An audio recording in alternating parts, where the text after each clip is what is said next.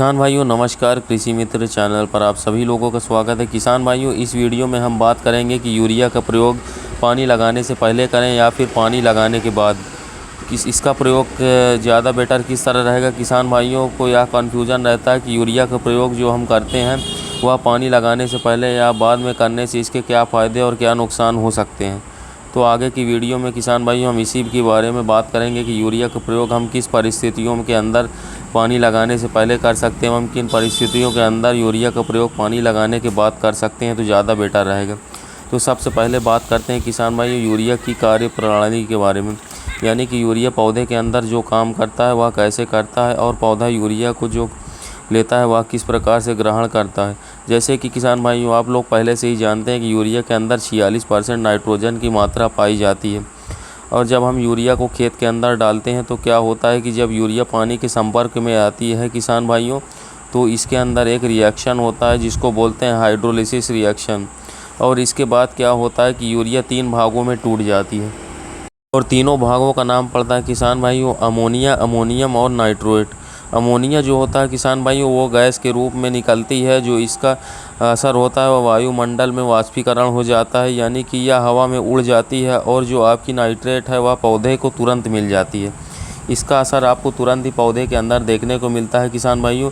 Ammonium जो होती है वह ज़मीन के अंदर इसकी ड्रिंचिंग हो जाती है और कुछ रिएक्शन के बाद यह पौधे इसको तुरंत ग्रहण कर लेते हैं, यानी कि अमोनियम की रिज़ल्ट जो है पौधे के अंदर बाद में दिखाई देता है। इसलिए किसान भाइयों यूरिया के रिज़ल्ट आपको लगभग बहुत ही तेज़ी से असरदार में दिखता है और लगभग 5 से 7 दिन तक देखने को मिलता है।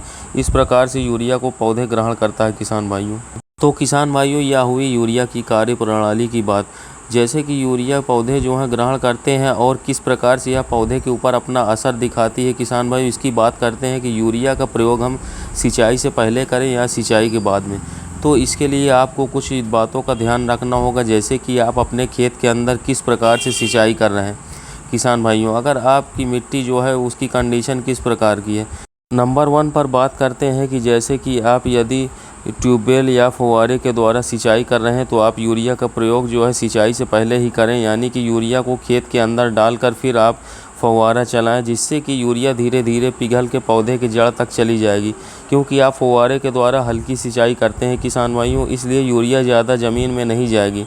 नंबर 2 पे बात करते हैं कि जब आप अपने खेत के अंदर पानी को खुला छोड़ देते हैं, यानी कि ट्यूबवेल से सिंचाई करते हैं, ऐसी कंडीशन में आप यूरिया का प्रयोग पहले ही कर सकते हैं और बाद में भी कर सकते हैं किसान भाइयों। लेकिन इससे पहले यह जान लें कि जब आप यूरिया को अपने खेत के अंदर पानी के साथ छोड़ते हैं और यूरिया का प्रयोग पहले कर लेते हैं किसान भाइयों, तो यूरिया पानी के साथ पिघल कर काफ़ी गहराई तक चला जाता है ट्यूबवेल की सिंचाई में।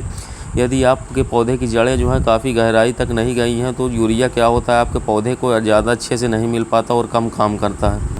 यानी कि किसान भाइयों रेतीली मिट्टी है तो क्या होता है किसान भाइयों की पानी जो है ज़मीन के अंदर काफ़ी गहराई तक जाता है और आपके साथ यूरिया की नीचे चली जाती है और वहाँ तक किसान भाइयों यदि पौधे की जड़ें नहीं पहुँच पाती तो यूरिया आपके पौधे को नहीं मिल पाएगी। और यदि आपके खेत के अंदर जलोढ़ या काली मिट्टी है तो आप यूरिया का प्रयोग पहले भी कर सकते हैं, क्योंकि जलोढ़ और काली मिट्टी के अंदर पानी बहुत ही जल्दी नहीं सोखता किसान भाइयों और पानी ज़मीन में लगभग ज़्यादा नीचे जाता भी नहीं है। तो इस प्रकार से यदि आप अपने खेत के अंदर खुला पानी छोड़कर सिंचाई करते हैं तो सबसे पहले अच्छा तो यही वो रहेगा कि आप यूरिया का प्रयोग सिंचाई के बाद ही करें, तभी बेस्ट रिजल्ट मिलेगा।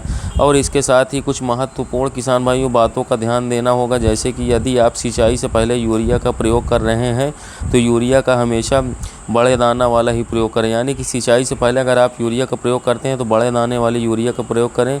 और यदि आप सिंचाई के बाद यूरिया का प्रयोग करते हैं तो आप यूरिया का हमेशा छोटे दाना वाले ही यूरिया का प्रयोग करें। भाइयों एक बात का ज़रूर ध्यान दीजिएगा कि यूरिया का प्रयोग आपके शाम के समय ही करना है किसान भाइयों, क्योंकि जब रात को ओस आती है तो यूरिया जो है वह पिघल कर ज़मीन के अंदर चली जाती है और उसका वाष्पीकरण नहीं हो पाता। किसान भाइयों इस प्रकार से आप यूरिया को सिचुएशन के हिसाब से प्रयोग करें। ऐसा करके आप यूरिया की कम मात्रा का प्रयोग करके भी आप अपनी फसल के अंदर नाइट्रोजन की पूर्ति कर सकते हैं। तो दोस्तों यदि जानकारी अच्छी लगी हो तो वीडियो को लाइक करें एवं शेयर करें। चैनल में नए आए हो तो चैनल को सब्सक्राइब करें एवं मिलते हैं नए वीडियो में। धन्यवाद।